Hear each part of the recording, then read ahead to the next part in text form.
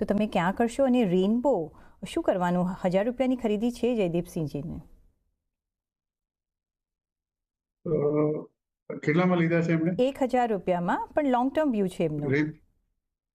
ના, કેટલામાં લીધા છે? 1000 રૂપિયામાં. કયા ભાવે લીધા છે પ્રીતિબેન?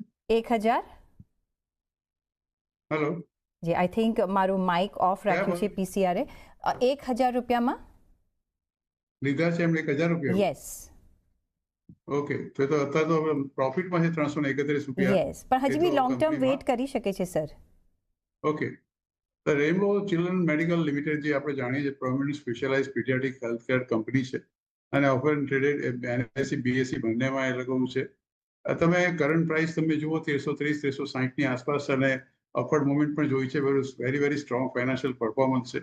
કંપનીનો જે છેલ્લો જે રિપોર્ટ તમે જુઓ Q4 ની અંદર પ્રીતિબેન, તો company reported almost 36.7% year on year jump in Q4 net profit almost 77 કરોડની આસપાસ, અને લગભગ રેવન્યુ સર્ચ તમે જોશો તો 24-25% જેટલો હતો, 460 કરોડનો. અને the growth is ably back by the surgical volumes એ લોકો જે કહે છે, efficient of course use of their neonatal beds અને new facilities expansion in South India.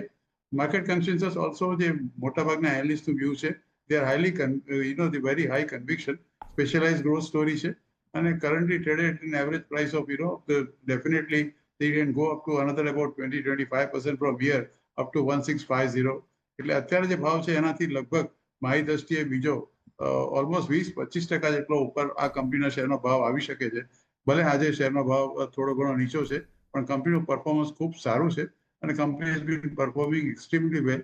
એટલે over a period of 1 to 2 years time I think definitely we expect કે 1500-1550 કે even 1600 રૂપિયાનો ભાવ પણ આવે.